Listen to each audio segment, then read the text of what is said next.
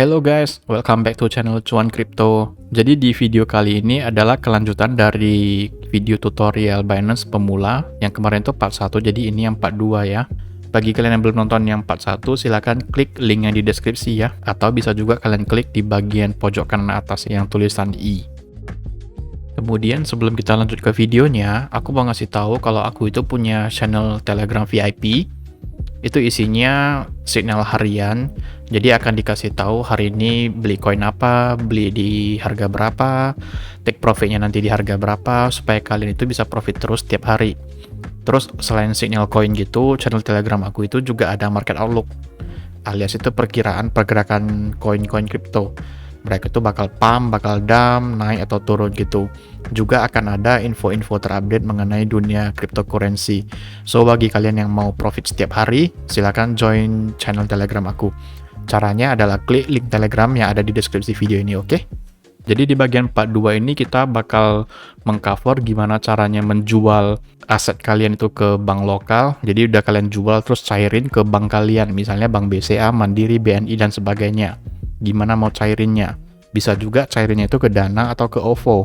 Terus yang kedua, gimana caranya itu nambah notifikasi, biar kalian tahu kalau harga suatu koin itu turun atau naik, atau udah kejual atau belum gitu.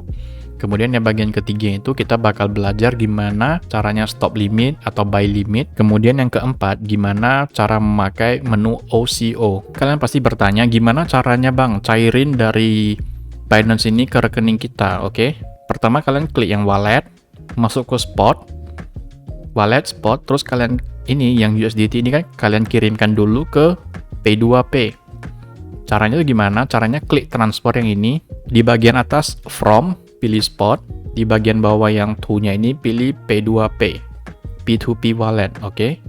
Kemudian di bagian bawah yang BTC ini kalian ubah ke USDT, karena kan kalian mau cairin USDT-nya ya kan? Oke, ini kita ubah dulu. USDT. Nah, ini dia, klik. Di sini masukkan jumlah USDT yang mau kalian cairkan. Di bawahnya ini ada tulisannya ya, available 341. Oke, kalau kalian mau cairin semua, klik max. Kalau kalian mau cairin sebagian, ya ketik aja di sini berapa. Misalnya ini aku mau cairin sedikit. Contohnya aku mau cairin 200 saja. Jadi aku klik 200. Kemudian klik ini, confirm transfer. Udah. Nanti di sini tulisannya udah sukses tulisannya. Kemudian kalian klik aja ini go to trade. Oke. Kalau kalian tadi nggak klik go to trade, misalnya kalian klik cancel, maka kalian bisa masuk ke sini wallet, kemudian masuk ke P2P. Tadi kan udah kirim dari spot ke P2P nih, udah aku kirim 200 USD. Berarti sisa di spot itu 141 doang. Karena 200-nya itu udah masuk di P2P, oke? Jadi sekarang kalian masuk ke wallet, kemudian pilih P2P. Kemudian kalian cari USDT, karena kalian mau cairin USDT kalian, ya kan? Klik yang ini, paling atas USDT. Kemudian kalian klik ini, P2P trading. Oke, karena kalian mau cairin, maka kalian pilih ini, sell. Jangan pilih buy ya. Jadi kalian mau sell, dimana kalian mau jual USDT kalian menjadi rupiah. Oke, kalian pilih sell. Pilih sell, tulisannya jadi merah ini ya. Oke, aku pilih all karena aku mau jual semua USDT aku. Kalau udah gini, kalian klik ini, sell with zero fee. Berarti nggak ada biaya transaksinya. Langsung klik ini. Nah, nanti ada konfirmasi, bank transfer, Dana, atau OVO, kalian mau pilih yang mana. Jadi aku pilih aja nih ya, bank transfer. Jadi aku mau cairin ke bank aku. Tulisannya di atas ini ada 200 USDT, I will receive ini, 2,9 juta yang bakal aku terima. Jadi aku pilih bank transfer ya, tapi kalau kalian mau cairin ke Dana, mau cairin ke OVO juga bisa, bebas terserah kalian. Kalau aku sih mau cairin ke BCA doang. Jadi aku pilih bank transfer, terus aku pilih ini, confirm sell.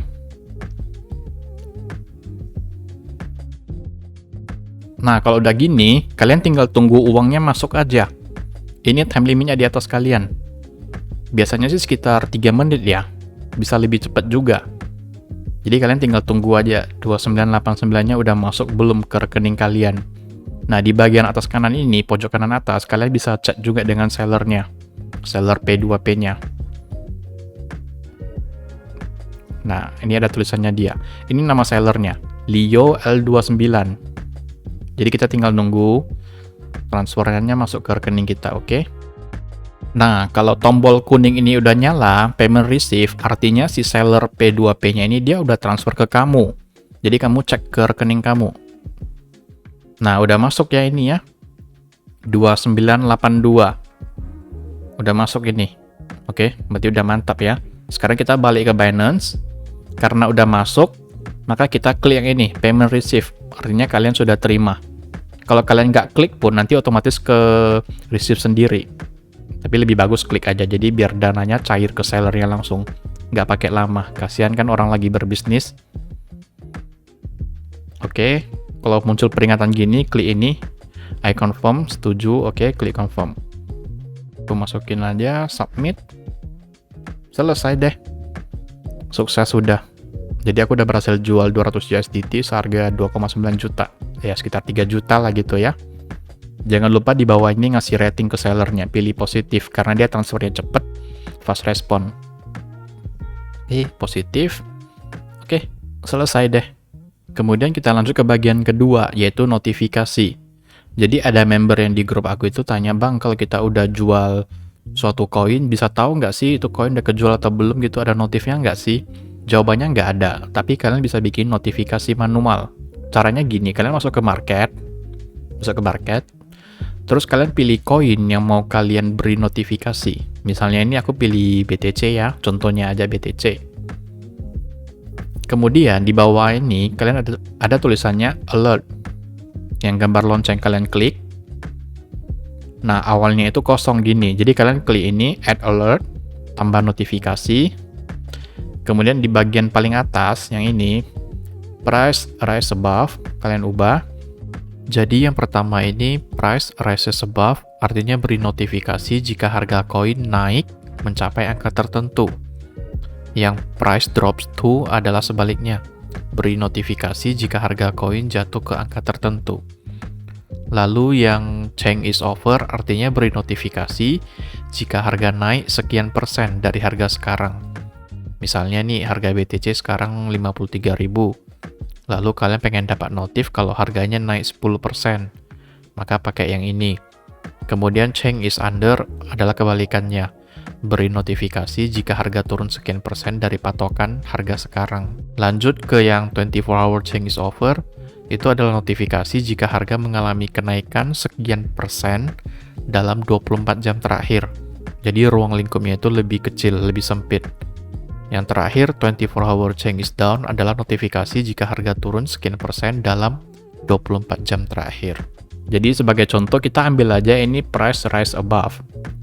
Klik di sini, kemudian ini di atas kanan kalian lihat. Harga BTC sekarang 53.398. Jadi aku isi di sini price rise above, artinya beri aku notifikasi kalau harganya itu naik ke atas berapa. Misalnya aku klik di sini 54.000. Oke, kemudian di bagian ini, frekuensi, kalian bisa pilih mau seberapa sering notifikasinya. Hanya sekali, kemudian yang ini ada once a day, artinya sekali sehari. Jadi kalau harga BTC-nya nyentuh 54.000, bakal ada notifikasi, tapi sehari sekali doang. Jadi kalau misalnya dia naik ke 54.000, terus kemudian turun, misalnya pagi udah naik ke 54.000 nih, kemudian siang dia turun ke 53.000, terus sore naik lagi ke 54.000. Nah, pas sore itu nggak ada notif lagi, karena kalian pilihnya itu once a day. Sehari sekali aja notifnya ini. Tapi kalau kalian pilih yang always, yang paling bawah, jadi kalau misalnya sekarang naik ke 54.000, kalian dapat notif. Kemudian harganya turun ke 53.000, kemudian malamnya itu naik lagi ke 54.000, kalian dapat notif lagi. Terus kalau dia turun lagi, lalu naik lagi ke 54.000, kalian dapat notif lagi gitu. Jadi non-stop notifnya. Contohnya ini aku pilih always, maka aku klik yang ini, create alert.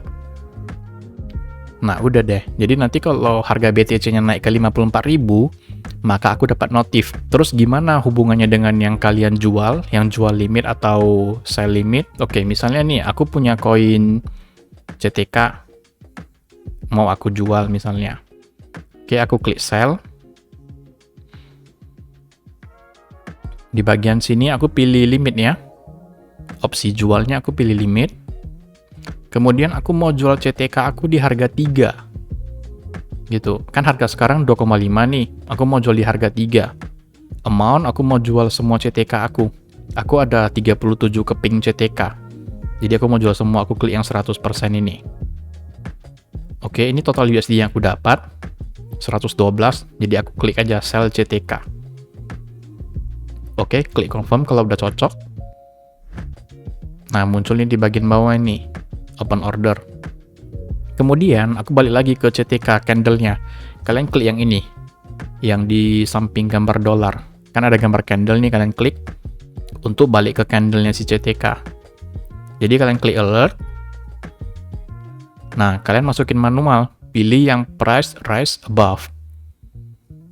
Terus di bagian value, aku ganti angkanya menjadi 3.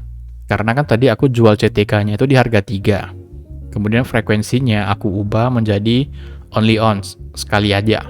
Gitu. Kemudian klik ini, create alert.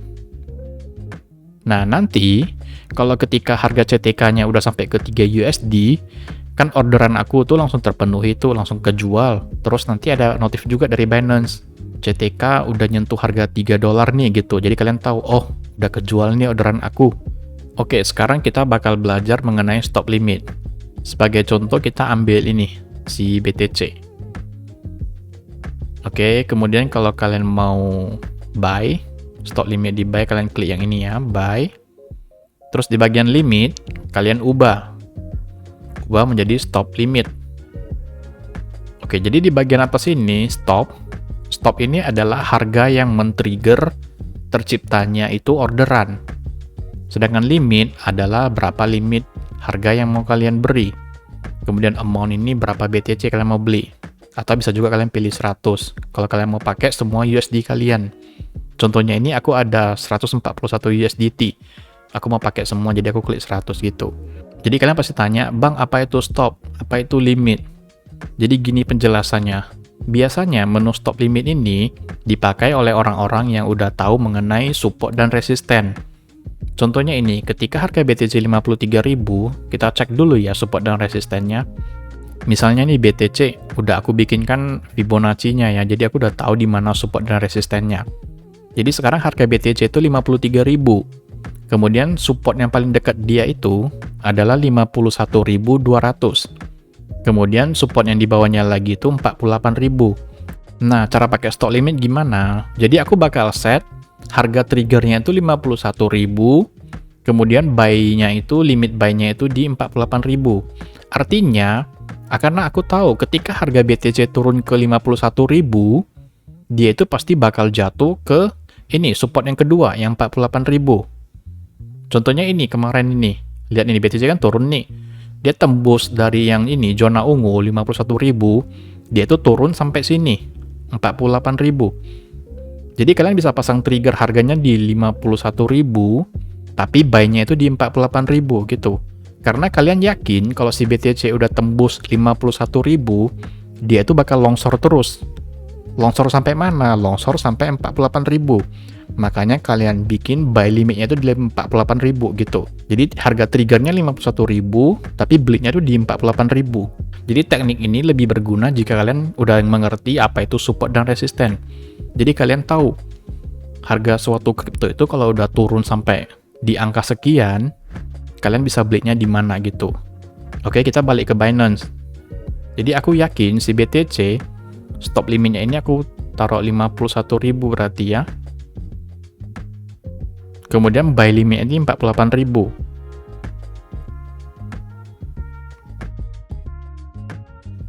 Nah, amount-nya ini aku pilih 100%. Artinya memakai semua stok USDT aku. Nanti aku bakal dapat 0,002954 BTC gitu. Kemudian kalian klik buy. Nanti ada konfirmasi lagi. Nah, ini dia. Di bagian bawahnya ini kalau aku translate, artinya Jika harga nanti jatuh ke 51.000, maka sistem akan otomatis membeli BTC sebanyak 0,002954 di harga 48.000. Terus aku klik confirm karena aku udah yakin. Nanti ini ada tulisannya condition di bawah 51.000. Price harga yang kamu beli 48.000. Amount-nya ini 0,002954. Berarti kamu bakal beli BTC sebanyak angka ini 0,002954. Begitu cara pakainya. Jadi udah ngerti ya berapa harga triggernya dan berapa harga yang mau kalian beli. Stop itu harga trigger, limit itu adalah harga yang mau kalian beli. Amount jumlah BTC-nya, atau bisa juga diisi dengan total USDT, berapa USDT yang mau dipakai. Kemudian sekarang kita belajar mengenai stop limit, tapi yang untuk yang jual. Nah, sama aja gitu. Stop ini ya harga triggernya, limitnya ini kalian mau jual di harga berapa, amount-nya ini berapa BTC yang mau kalian jual. Jadi ada berapa stok BTC kalian, itu yang kalian jual. Jadi kita balik lagi ke chartnya BTC, oke. Sekarang harga BTC itu 53.260 dolar. Sekitaran sini ya, di area hijau ini. Jadi aku yakin ketika BTC tembus di harga 53.000, si BTC itu bakal naik terus sampai 56.000. Makanya harga trigger aku di 53.000, tapi aku jualnya di 56.000 karena aku yakin ketika BTC udah keluar dari zona hijau, dia bakal naik terus sampai garis kuning ini. Maka itu di bagian stopnya aku bikin 53.000, kemudian di bagian limitnya aku bikin 56.000. Kemudian di bagian amount berapa BTC yang mau kalian jual. Tapi kan karena aku nggak punya, ini 0 BTC, jadi nggak bisa aku klik yang 100. Karena nggak punya gitu, nggak bakal muncul. Tapi kalau kalian punya koinnya, bakal muncul ini. Berapa BTC yang mau dijual dan berapa USD bakal kalian dapatkan estimasinya. So, sebenarnya sama aja ya, buy dan sell itu limitnya kayak gitu. Yang penting kalian tuh ngerti dulu support dan resisten. Jadi kalian tahu, kalau BTC udah turun sampai mana, dia bakal bisa turun lagi atau enggak. Contohnya yang ini, kalau udah dari kuning turun ke hijau, kalian bisa buy limitnya di sini. Atau kalau hijau udah turun lagi ke zona ungu, kalian bisa belinya ini di garis merah. Jadi kalian harus paham dulu ini, support dan resistennya. Karena kalau kalian nggak paham, kalian nggak tahu mau beli di mana, harga triggernya berapa gitu. Kemudian kita lanjut ke bagian ini, OCO. OCO itu kepanjangannya adalah One Cancel the Others.